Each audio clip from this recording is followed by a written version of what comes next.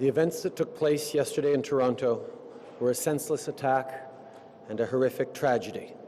On behalf of all Canadians, I offer my deepest, heartfelt condolences to the loved ones of all those who were killed, and we wish a full recovery to those injured and stand with the families and friends of the victims.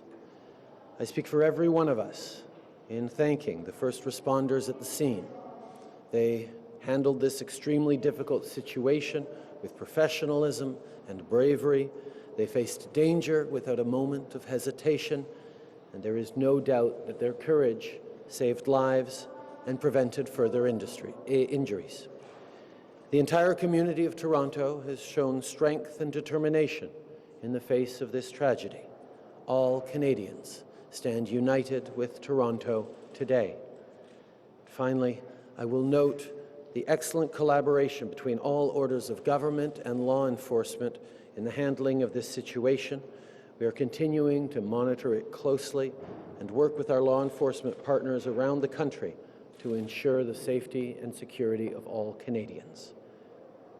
Les événements survenus hier à Toronto sont une attaque insensée et une tragédie horrible. Au nom de tous les Canadiens, j'offre mes plus sincères condoléances aux proches de ceux qui ont été tués et nous souhaitons un prompt rétablissement aux personnes blessées. Nous sommes de tout cœur avec les familles et les amis de toutes les victimes. Je tiens à remercier les premiers répondants qui ont su gérer cette situation extrêmement difficile avec courage et professionnalisme.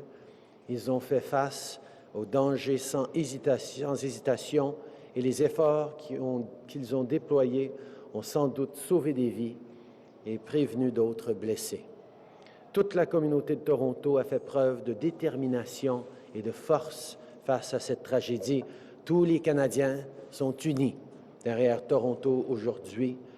Je tiens également à souligner l'excellente collaboration entre les paliers de gouvernement et les forces de l'ordre dans la gestion de cette situation. Nous suivons la situation de près et nous continuerons de travailler avec nos partenaires d'application de la loi à travers le pays pour assurer la sécurité de tous les Canadiens. Monsieur Trudeau, il y a beaucoup de Canadiens aujourd'hui, des familles, des proches aussi, qui se posent une question, et c'est pourquoi. Pouvez-vous les éclairer sur les motifs ou les raisons qui auraient pu expliquer un tel geste de la part du suspect?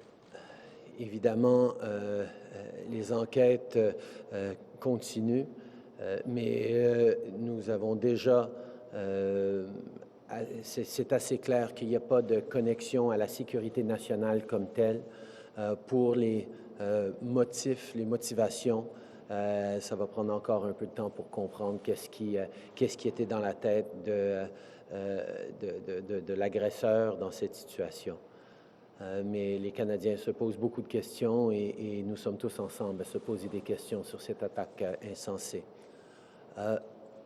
Obviously, all Canadians continue and will continue to have questions about why this happened, what could possibly be the motives behind it.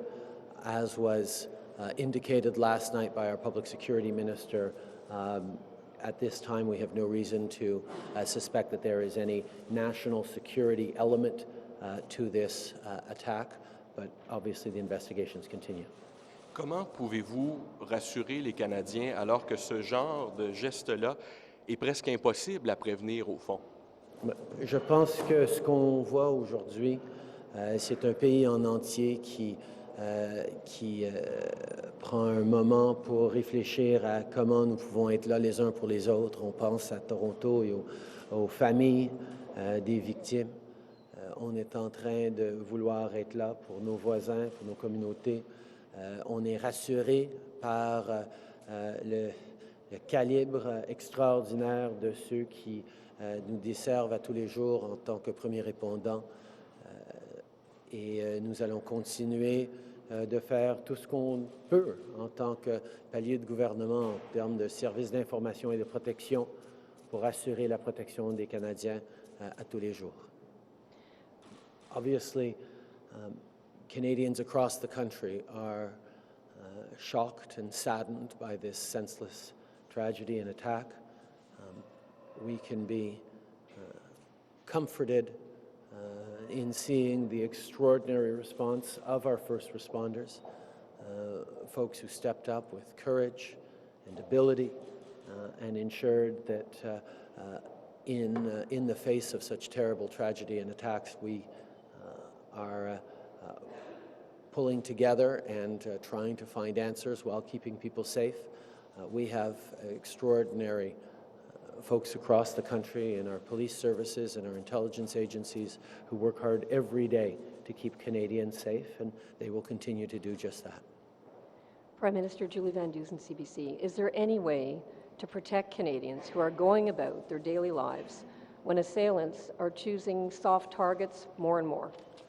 Obviously, we need to continue to reflect on the changing situations in which we're in, but and do everything we can to keep Canadians safe. But we cannot, as Canadians, choose to live in fear every single day as we go about our daily business. We need to focus on doing what we can and we must to keep Canadians safe while we stay true to the freedoms and values that we all as Canadians hold dear.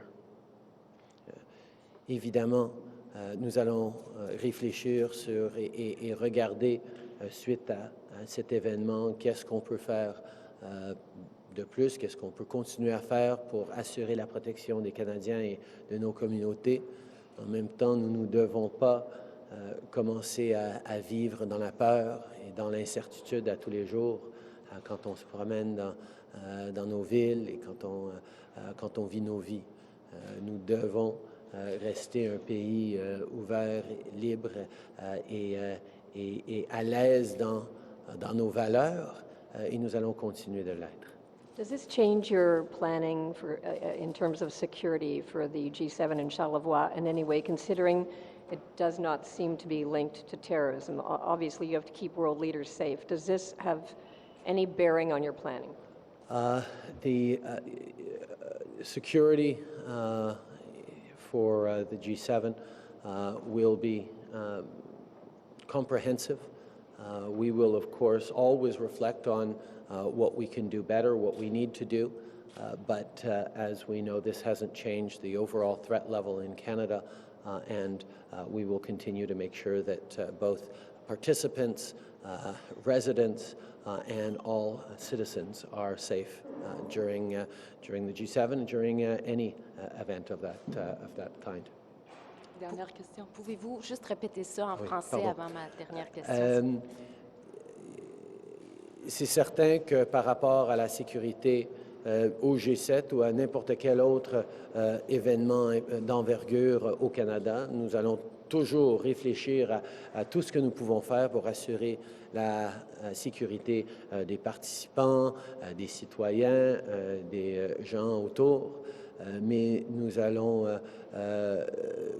reconnaissons que cet événement-ci n'a pas changé le niveau de menace au Canada, mais nous allons toujours être ouverts à réfléchir à ce que nous pouvons faire mieux et apprendre de tragédies terribles comme celle-ci. Michel Lamarche, TVA Nouvelles. Monsieur Trudeau, plusieurs ce matin auraient pensé que vous seriez vous-même à Toronto, considérant l'ampleur de la tragédie. Qu'est-ce qui fait que vous faites cette déclaration aujourd'hui à partir d'Ottawa? Je pense que tous les Canadiens sont à Toronto aujourd'hui dans leur pensée, dans leurs prières, dans leur cœur. J'ai parlé hier soir au maire et à la première ministre. Nos experts en sécurité, nos services de renseignement sont en train de travailler, de collaborer très étroitement avec tout le monde sur le terrain. Mais on sait très bien que ça continue d'être une enquête active et j'ai l'intention d'y aller dès que ça a du sens que j'y aille. Pour l'instant, je pense qu'on va laisser les gens faire leur travail sans trop de perturbations, ce qui est toujours le cas avec un premier ministre qui arrive. I spoke last night with the Premier and the Mayor. Our police services, our intelligence agencies are all working very, very hard, closely coordinating with the folks on the ground. I think all Canadians are with Toronto today, in our hearts, in our prayers, in our thoughts. I will, of course, go to Toronto for this as soon as it makes sense to do so. But right now it's very much an active, ongoing situation, and I wouldn't want to distract or remove any personnel or any focus away from the important work that's being done, both for the victims and their families and for the investigation. Merci beaucoup tout le monde.